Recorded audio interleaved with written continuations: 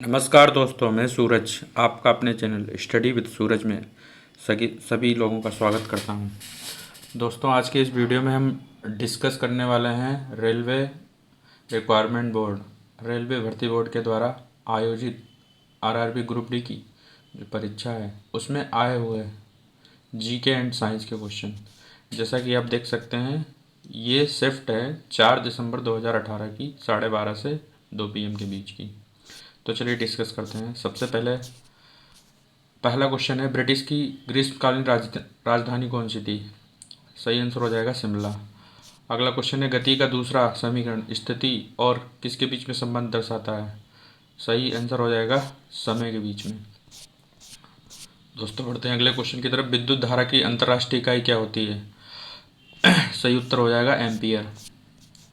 भारत का कौन सा राज्य रबर का अग्रणी उत्पादक है? सही आंसर हो जाएगा केरल। किस खेल में सौरभ चौधरी ने हाल में ही स्वर्ण पदक जीता है? दोस्तों, ये करंट अफेयर का क्वेश्चन है 2018 के अकॉर्डिंग, तो इसको आप इग्नोर भी कर सकते हैं। सही आंसर आ जाएगा शूटिंग। नेक्स्ट क्वेश्चन की तरफ बढ़ते हैं। अगला क्वेश्चन है, धनात्मक त्वरण का क्या अर्थ होता है? सही आंसर हो जाएगा वस्तु का वेग बढ़ जाता है। नेक्स्ट क्वेश्चन है, 5.5 किलोवाट आवर में कितने जूल होंगे? तो 5.5 किलोवाट आवर में 19.8 इंटू 10⁻6 जूल होंगे। बढ़ते हैं नेक्स्ट क्वेश्चन की तरफ। एक बैक्टीरिया अत्यधिक गर्मी, शुष्कता और विषैली रासायनिक वस्तुओं को सहन की क्षमता रखता है। इससे यह पता चलता है कि वह संभवतः किसका वो क्या बना सकता है मतलब। तो आंसर सही उत्तर हो जाएगा एंडोस्पोर्स। नेक्स्ट क्वेश्चन की तरफ बढ़ते हैं।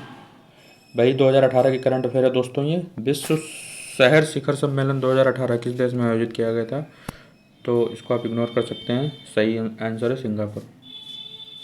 नेक्स्ट क्वेश्चन की तरफ बढ़ते हैं। मार्च 2017 में मद्रास उच्च न्यायालय के मुख्य न्यायाधीश के रूप में कौन नियुक्त किए गए थे? सही उत्तर हो जाएगा इंदिरा बनर्जी। अगले क्वेश्चन की तरफ बढ़ते हैं दोस्तों। बहुत ही इंपॉर्टेंट क्वेश्चन है, हर एग्जाम में ये क्वेश्चन पूछा जाता है। भारत में राष्ट्रीय हिंदी दिवस कब मनाया जाता है? 14 सितंबर। अगले क्वेश्चन की तरफ बढ़ते हैं। 2015 में भारत रत्न से सम्मानित किसे किया गया था? सही आंसर हो जाएगा अटल बिहारी वाजपेयी। दोस्तों, आप बताना चाहेंगे अभी हाल में ही भारत रत्न किस किस को दिया गया है? भारत रत्न एक बहुत ही महत्वपूर्ण पुरस्कार है जो कि भारत सरकार के द्वारा दिया जाता है। भारत रत्न, पद्म विभूषण, पद्म भूषण, ये सबसे उच्च श्रेणी के सरकार के द्वारा दिए जाने वाले पुरस्कार हैं। नेक्स्ट क्वेश्चन है, जब आप एक कॉइल स्प्रिंग को कंप्रेस करते हैं तो आप उस पर काम करते हैं, देन प्रत्यास्थ स्थिति ऊर्जा क्या होती है? इस कंडीशन में देख सकते हैं आप, प्रत्यास्थ स्थिति ऊर्जा बढ़ती है। अगला मोस्ट इंपॉर्टेंट क्वेश्चन है, देखिए दोस्तों, कौन सा राज्य नेपाल के साथ अपनी सीमा साझा नहीं करता है? ऑप्शन है उत्तराखंड, हिमाचल प्रदेश, बिहार, उत्तर प्रदेश। सही उत्तर हो जाएगा हिमाचल प्रदेश। देखो, भारत के जितने भी राज्य हैं किस देश के साथ सीमा साझा करते हैं, ये आप लोग देख लीजिएगा, हर किसी न किसी एग्जाम में ये क्वेश्चन पूछा ही जाता है। अगला बहुत इंपॉर्टेंट क्वेश्चन है जो कि आपकी एनसीईआरटी की डायरेक्ट जो लाइन होती है वहाँ से क्वेश्चन लिया गया, तो एनसीईआरटी भी इंपॉर्टेंट है आप सभी के लिए। केरोसिन में निम्नलिखित में कौन सी धातुएं संग्रहित होती हैं? सही उत्तर हो जाएगा पोटेशियम और सोडियम। नेक्स्ट क्वेश्चन है आपका, कौन सा ध्वनि तरंग की विशेषता नहीं है? सही उत्तर हो जाएगा घनत्व। आयाम, समय अवधि और आवृत्ति और गति, ये सभी जो हैं ध्वनि तरंग की विशेषता होती हैं, घनत्व पर डिपेंड नहीं करता, मतलब डेंसिटी। नेक्स्ट क्वेश्चन है, विद्युत चालकता के आधार पर निम्नलिखित विषयों में से विषम को चुनिए। विद्युत चालकता मतलब इलेक्ट्रिक कंडक्टिविटी, इलेक्ट्रिसिटी किससे पास हो सकती है, इस क्वेश्चन का मतलब ये है। तो कॉपर, मानव शरीर, ग्रेफाइट, इन सभी से तो आप जानते हैं इलेक्ट्रिसिटी पास हो सकती है, रबड़ से नहीं पास हो सकती, तो सही उत्तर हो जाएगा रबड़। नेक्स्ट क्वेश्चन, यदि हम पेड़ की शाखा को तेज़ी से हिलाएं तो कुछ पत्तियां पेड़ से अलग हो जाती हैं, ये किसके कारण होता है? दोस्तों, ये क्वेश्चन जो है आपका क्लास 9th एनसीईआरटी से है, एप्लीकेशन बेस्ड क्वेश्चन है ये। न्यूटन फर्स्ट लॉ पे ये बेस्ड क्वेश्चन है, जिसका सही आंसर है जड़त्व, जिसको इनर्शिया बोलते हैं, उसी पे बेस्ड है ये क्वेश्चन। तो आपको साइंस में कुछ इस तरीके से भी क्वेश्चन को देखने को मिल सकते हैं जो डायरेक्ट एप्लीकेशन बेस्ड होंगे, फार्मूला बेस्ड होंगे। नेक्स्ट क्वेश्चन है, कौन सी मात्रा चाल के साथ इसकी गति को निर्दिष्ट करती है? तो सही उत्तर हो जाएगा वेग। अगला क्वेश्चन है, साहित्य अकादमी का मुख्यालय भारत के किस शहर में है? बहुत ही इंपॉर्टेंट क्वेश्चन है। सही उत्तर हो जाएगा नई दिल्ली। दोस्तों, अगर आपको कोई मुख्यालय, ज़्यादातर मोस्टली मुख्यालय इम्पोर्टेंट नई दिल्ली में स्थित है, तो अगर आपको कभी भूल जाएं तो गैस कर सकते हैं आप, नई दिल्ली उत्तर होता है उसका जवाब। नेक्स्ट क्वेश्चन है, धातु अपनी वास्तविक स्थिति में विद्यमान होती है? तो सही उत्तर हो जाएगा मुक्त स्थिति में। अगला क्वेश्चन है, कौन सा प्रसिद्ध तैराकी चैंपियन? अब देखो, ये क्वेश्चन करंट अफेयर का भी है, ये आगे जीके में भी आ सकता है, तो इंपॉर्टेंट क्वेश्चन है। इसका सही आंसर है संदीप सेजवाल। दोस्तों, अगला क्वेश्चन है, कौन सा क्षार का गुण नहीं है? क्षार मतलब बेस। बेस का गुण क्या नहीं होगा? पानी में हाइड्रोजन आयन उत्पन्न करते हैं, ये नहीं होगा, क्योंकि जो एसिड होता है, अम्ल, वो पानी में हाइड्रोजन आयन उत्पन्न करते हैं, इसलिए इसका सही उत्तर हो जाएगा पानी में हाइड्रोजन आयन उत्पन्न करते हैं। अगला क्वेश्चन है, कौन सा एक परमाणु मीन्स वन, एक ही एटम होगा, सिंगल एटम होगा, जैसे आर्गन, जैसे कि ए और आर, आर्गन। ऑक्सीजन जो होता है O2, दो परमाणु है। एटमोसिटी जो होती है डिफाइन होती है आपके नंबर ऑफ एटम से, किसी भी एलिमेंट में नंबर ऑफ एटम कितने हैं उसको परमाणुकता या एटमोसिटी बोलते हैं। नेक्स्ट क्वेश्चन है, उस पर डिस्कस करने से पहले दोस्तों, अगर आपको कंटेंट पसंद आ रहा हो तो please like, share and subscribe करें, और ज़्यादा से ज़्यादा जो भी दोस्त आरआरबी ग्रुप डी की तैयारी कर रहे हों, इस कंटेंट को शेयर करें, ऐसे ही वीडियो आपको मिलते रहेंगे। अगला क्वेश्चन है, कौन सा आवर्त सारणी का हिस्सा नहीं बनता है? तो आंसर हो जाएगा, निम्नलिखित में कौन सा आवर्त सारणी का हिस्सा नहीं बनता? आंसर हो जाएगा कैंसरजनक। मीन्स ये है कि आवर्त सारणी में ये हेलोजन, लेंथेनाइड, एक्टिनाइड, ये सारे एलिमेंट होते हैं, ट्रांजिशनल एलिमेंट होते हैं, संक्रमण तत्व बोलते हैं। तो कैंसरजनक नाम का कोई ग्रुप नहीं होता ऐसा आवर्त सारणी में। इस क्वेश्चन का मतलब ये है, ऐसे समझो। तो सही आंसर हो जाएगा कैंसरजनक। अगला क्वेश्चन है, पौधों में साइटोकाइनिन होता है, तो साइटोकाइनिन का काम क्या होता है? साइटोकाइनिन क्या करता है? सेल को डिवाइड करता है, यानी कोशिका विभाजन में सहायक होता है। ठीक है दोस्तों, नेक्स्ट क्वेश्चन की तरफ बढ़ते हैं।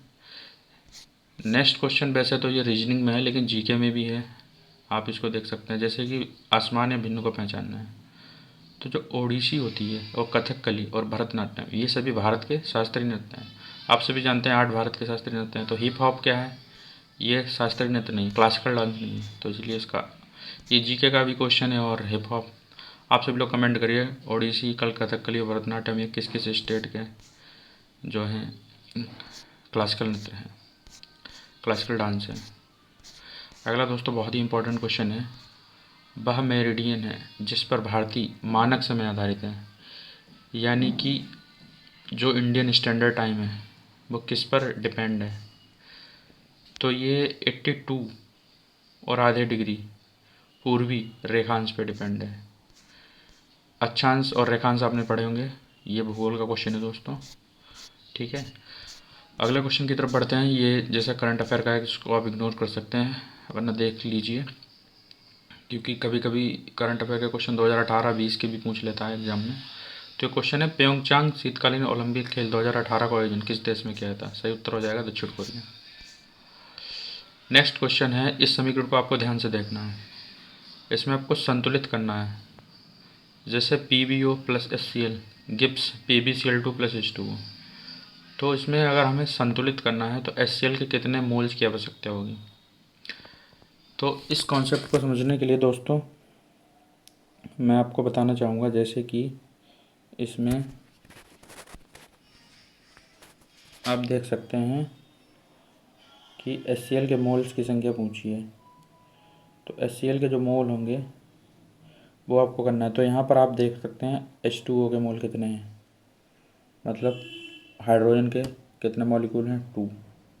इधर कितना है 1, तो इसमें 2 से मल्टीप्लाई कर देंगे। इधर Cl2 के 2 हैं तो इधर Cl का 1 ही है, तो इधर 2 से मल्टीप्लाई कर देंगे, मतलब लेफ्ट हैंड साइड में 2 से मल्टीप्लाई कर देंगे तो हमारी इक्वेशन बैलेंस हो जाएगी। इसीलिए, और इधर देखिए राइट हैंड साइड में ऑक्सीजन 1 है, इधर लेफ्ट हैंड साइड में भी ऑक्सीजन 1 है, तो ये देख सकते हैं आप। इस तरीके से इक्वेशन को बैलेंस किया जाता है, जो कि आपकी 10th क्लास की NCERT का चैप्टर है केमिकल एंड रिएक्शन, उसका फर्स्ट क्वेश्चन है। नेक्स्ट क्वेश्चन पे बढ़ेंगे। अगला क्वेश्चन आपका है रीजनिंग का, ठीक है। ये बहुत ही इम्पोर्टेंट क्वेश्चन है और थोड़ा टफ भी क्वेश्चन है। जैसे कि 2011 की जनगणना के अनुसार भारत में गरीबी रेखा के नीचे का प्रतिशत क्या है। तो दोस्तों इस टाइप के क्वेश्चन में आप रिस्क नहीं ले सकते हैं। अगर आपको इसमें से एग्जैक्ट डाटा पता हो तभी टिक करना, वरना आपका ये क्वेश्चन निगेटिव मार्क में चला जाएगा। तो सही आंसर हो जाएगा 22%, 22%। नेक्स्ट क्वेश्चन है, बैंकों के आंतरिक नियंत्रण को सुधारने के लिए रिजर्व बैंक ऑफ इंडिया 30 अप्रैल 2018 तक सभी बैंकों को क्या करने के लिए कहा है। तो ये अर्थशास्त्र इकोनॉमिक्स का क्वेश्चन है। मोस्टली इकोनॉमिक्स और बायो के क्वेश्चन सभी विद्यार्थियों को टफ लगते हैं। तो इसका सही उत्तर है स्विफ्ट को अपने मूल बैंकिंग समाधान से जोड़ने के लिए। तो इसको आप याद कर सकते हैं डायरेक्ट, ठीक है। नेक्स्ट क्वेश्चन है, निम्नलिखित में से कौन सा मोलस्का संघ से संबंधित नहीं है, ठीक है। मोलस्का में जैसे आपका जो घोंगा, ऑक्टोपस, ये सब आते हैं, ठीक है। तो इसका सही उत्तर कैटन, तो इसका सही उत्तर हो जाएगा कौन सा संबंधित नहीं है, एंटीडोन संबंधित नहीं है। देखो दोस्तों, ये क्वेश्चन 5 किंगडम क्लासिफिकेशन है, जैसे RH विटेकर जी ने 5 किंगडम विटेकर जी ने जो है इसका क्लासिफिकेशन दिया था। इसकी शॉर्ट ट्रिक अगर आप देखना चाहें तो इसकी शॉर्ट ट्रिक अगर आप याद करना चाहें तो याद कर सकते हैं, ठीक है। मोलस्का, इकाइनोडर्मेटा, एनिमिलिया, ये बायोलॉजी से रिलेटेड क्वेश्चन है, क्लास 9 का NCERT। नेक्स्ट क्वेश्चन है, सल्फर डाइऑक्साइड SO2 का अपेक्षित आणविक द्रव्यमान क्या होगा। तो आणविक द्रव्यमान निकालने के लिए आपको इसका फॉर्मूला आना चाहिए, ठीक है, यानी मॉलिक्यूलर मास पूछा है आपसे, ठीक है।